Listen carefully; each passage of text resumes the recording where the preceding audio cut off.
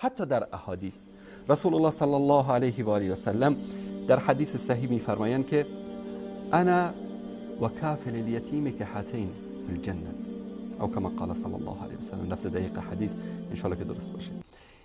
اینطوری اشاره میکنم به طرف صحابه. این ساختن یک تصویر ذهنی است در ذهن مخاطب، در ذهن صحابه.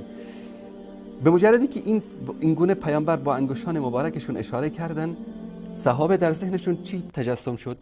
در جنتن، در کنار رسول الله صلی الله علیه و سلم راه میرن، در کنار ایشون نشستن، در کنار ایشون از میوه ها و نعمت های جنت استفاده میکنن.